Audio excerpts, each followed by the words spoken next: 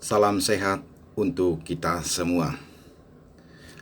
Pada kesempatan yang baik ini, kita akan melihat tentang topik multikultural, baik dari segi artinya, konsekuensi, serta solusi terhadap masalah-masalah yang ditimbulkan oleh multikultural tersebut. Indonesia pantas disyukuri karena kita memiliki banyak budaya. Masyarakat Indonesia memiliki budaya yang beraneka ragam. Atas dasar itulah, pantaslah kita bersyukur.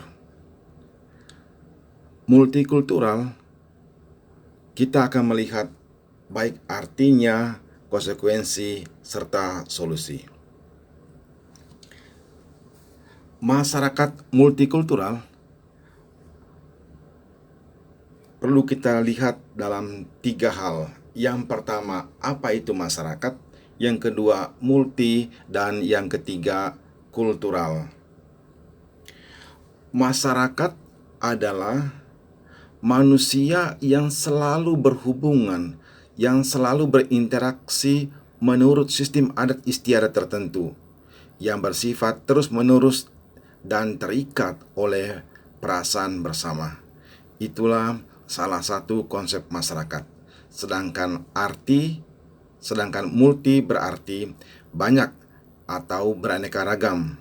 Sedangkan kultural artinya budaya. Maka masyarakat multikultural adalah suatu masyarakat yang terdiri atas banyak struktur kebudayaan, adat istiadat, agama, etnis, dan lain sebagainya. Sekali lagi, bahwa Indonesia ini amat kaya dengan aneka budaya yang ada. Apa konsekuensi dari masyarakat Indonesia yang multikultural? Di sini disajikan ada 7 konsekuensi atau resiko-resiko akibat-akibat dengan adanya masyarakat yang multikultural. Yang pertama, masalah etnisitas. Yang kedua, masalah primordialisme. Yang ketiga, etnosentrisme. Yang keempat, prasangka dan stereotip. Yang kelima, kelompok minoritas dan mayoritas. Yang keenam, konflik SARA. Dan yang ketujuh, disintegrasi bangsa. Jadi, sekurang-kurangnya ada 7 konsekuensi ketika masyarakat Indonesia dalam konteks multikultural. Kita lihat satu demi satu. Yang pertama, masalah etnisitas. Frederick Barth melihat atau merumuskan tentang etnis. Etnis atau etnik menunjuk pada kelompok tertentu karena kesamaan ras, budaya, agama, asal-usul, dan lain sebagainya, atau kombinasi kategori-kategori ras, agama, asal-usul, bangsa. Itulah yang disebut dengan etnik atau etnis menurut Frederick Barth. Kelompok etnik adalah kelompok orang-orang sebagai suatu populasi yang mana mereka mampu melestarikan kelangsungan kelompoknya dan berkembang secara baik.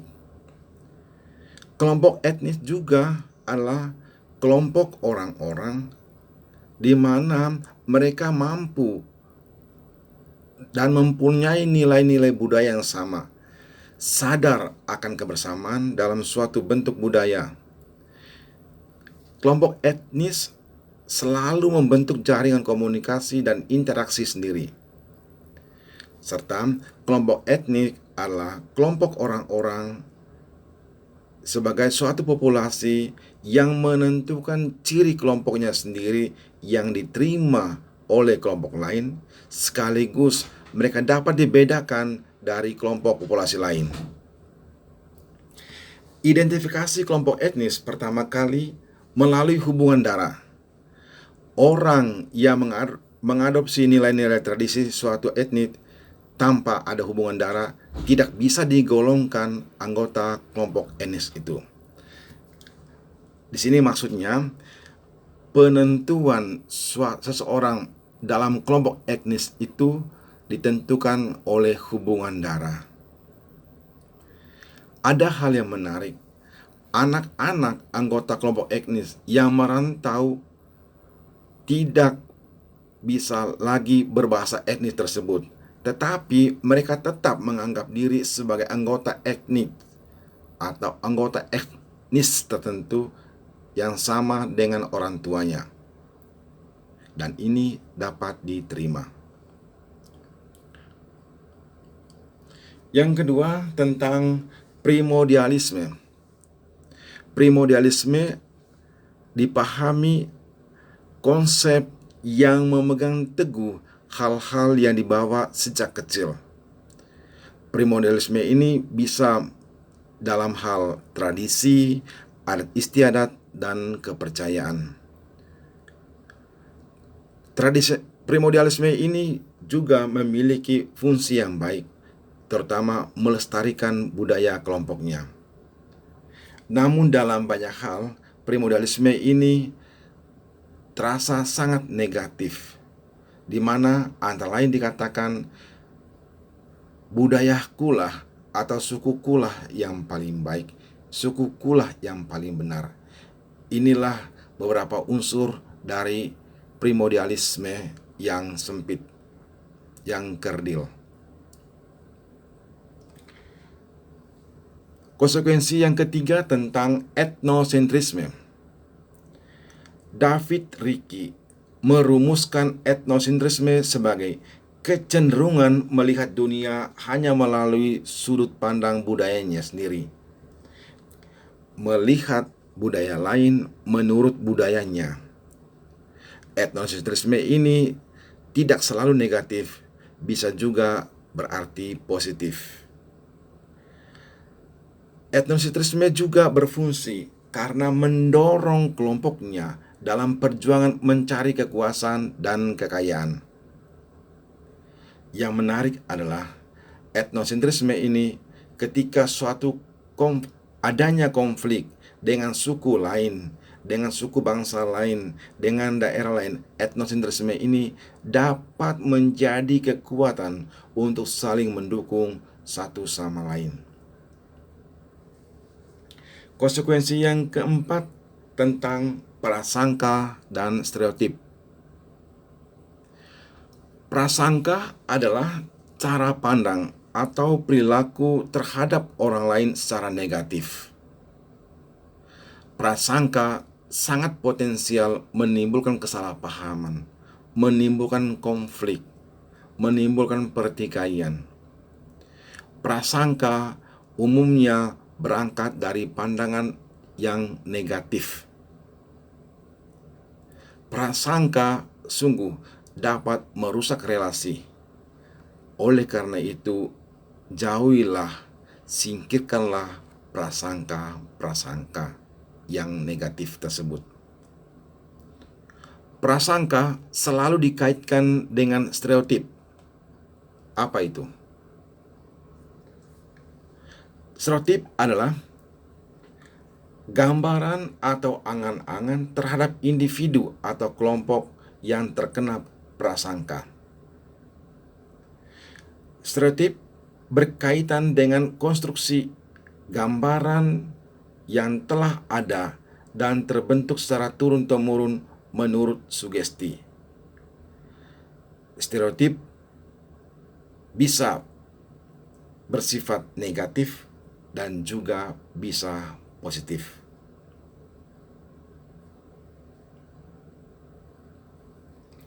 Konsekuensi yang kelima tentang kelompok minoritas dan mayoritas. Suatu kelompok disebut minoritas bila jumlah anggota kelompok secara signifikan jauh lebih sedikit, jauh lebih kecil daripada kelompok lain dalam sebuah komunitas atau dalam sebuah paguyuban. Dari sudut pandang ilmu sosial, pengertian minoritas tidak selalu terkait jumlah anggota. Suatu kelompok dianggap minoritas bila anggota-anggotanya memiliki kekuasaan, kontrol, dan pengaruh yang lemah terhadap kehidupan sendiri dibandingkan anggota-anggota kelompok dominan. Bisa jadi kelompok berjumlah anggota mayoritas disebut minoritas karena kekuasaan, karena kontrol dan pengaruhnya lebih kecil daripada kelompok yang jumlah anggotanya lebih sedikit. Ilustrasi di samping mungkin sangat membantu kita untuk memahami apa yang dimaksud dengan kadang-kadang kelompok minoritas mendominasi kelompok mayoritas dalam hal pengaruhnya, dalam hal kekuasaan, dan lain sebagainya. Yang keenam, konsekuensi dalam hal konflik SARA. SARA seperti kita tahu bersama menyangkut suku, agama, ras, dan antar golongan adalah istilah untuk menyebutkan kenyataan masyarakat Indonesia yang masih menggunakan latar belakang etnik, rasial, dan agama untuk mencapai tujuan tertentu. SARA adalah format untuk merumuskan atau untuk mendefinisikan konflik yang bersifat horizontal. Kita banyak mengetahui contoh-contoh kasus konflik yang bersifat horizontal. Misalnya kasus di Ambon, di Sambas, di Poso, dan di beberapa daerah lain. Sumber penyebab terjadi konflik sosial. Itulah beberapa contoh-contoh konflik horizontal yang disebabkan oleh konflik SARA. Yang ketujuh, kita melihat konsekuensinya disintegrasi bangsa. Masalah etnis adalah masalah yang jika salah dikelola dengan baik akan berakibat fatal bagi keutuhan bangsa dan negara kita. Kita selalu mengupayakan agar mampu mengolah masyarakat yang multi ini menjadi sebuah bangunan yang baik untuk membangun kesepakatan-kesepakatan, membangun komitmen-komitmen yang baik demi keutuhan bangsa dan negara Indonesia. Masalah etnisitas dapat kita singkirkan dengan baik dengan mengedepankan kebinekaan tunggal ika. Berbeda-beda namun tetap satu. Itulah beberapa konsekuensi dengan adanya masyarakat multikultural. Masyarakat multikultural sungguh ditandai dengan satuan-satuan masyarakat, masyarakat pedesaan, perkotaan, masyarakat tradisional, dan masyarakat modern. Satuan-satuan masyarakat di samping pedesaan, perkotaan, tradisional, dan modern ini akan syarat atau tidak menimbulkan kesenjangan, akan mengakibatkan konflik. Bagaimana upaya-upaya kita sebagai anak bangsa, warga masyarakat, untuk mengatasi masalah-masalah dalam masyarakat multikultural? Di sini disajikan 3 upaya. Yang pertama tentang konsep multikulturalisme, yang kedua kesamaan pemahaman, dan yang ketiga perwujudan cita-cita. Apa maksudnya? Dengan konsep multikulturalisme, hendaknya konsep ini terus diupayakan disebarkan secara luas dan merata di seluruh wilayah Indonesia. Konsep multikulturalisme hendaknya dipahami secara utuh dan komprehensif. Konsep multikulturalisme hendaknya dijadikan pedoman bagi hidup kita sebagai warga masyarakat. Itu upaya yang pertama. Upaya yang kedua tentang kesamaan pemahaman. Kepada para ahli, hendaknya memiliki pemahaman yang sama dan konsep yang sama yang harus dibangun berkaitan dengan multikultural. Serta upaya yang ketiga, perwujudan cita-cita. Mari kita terus-menerus selalu optimis untuk mengembangkan, memajukan, untuk meraih cita-cita bangsa Indonesia dalam konteks multikulturalisme yang berkelanjutan.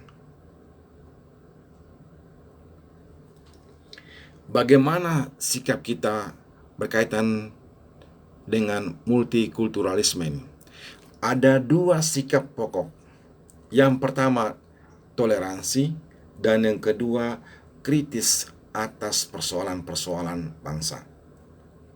Berkaitan dengan toleransi, hendaknya multikulturalisme ini dipahami sebagai mampu melihat terhadap perbedaan-perbedaan, menerima dan menghargai perbedaan, dan perbedaan itu wajar, lumrah. Perbedaan-perbedaan budaya bukan menjadi alasan untuk destruktif, merusak atau menghancurkan. Perbedaan-perbedaan justru memperkaya khasana kehidupan berbangsa dan bernegara. Toleransi juga dimaksud untuk saling menghormati dan saling menjaga perbedaan, baik perbedaan agama, ras, dan etnis. Itu sikap kita yang pertama berkaitan dalam multikulturalisme. Sikap kedua yang tidak kalah pentingnya adalah kritis atas segala persoalan. Di sini maksudnya apa? Bahwa kita tidak dengan mudah mempercaya sesuatu jika kita mengetahui ada hal lain yang jauh lebih penting dan lebih berkualitas. Selalu mempertanyakan dan terus mempertanyakan. Itulah ciri pertama dari sikap kritis. Sikap kritis atas persoalan berarti tidak berpikiran negatif. Sikap kritis dimaksud agar mudah menerima perbedaan. Sikap kritis juga berkaitan dengan apa? Menyadari adanya berbagai perbedaan-perbedaan. Dan sikap kritis dimaksud untuk melakukan analisa yang tajam atas segala persoalan bangsa, baik dari segi budaya, agama, dan ras. Semoga bermanfaat. Tuhan memberkati.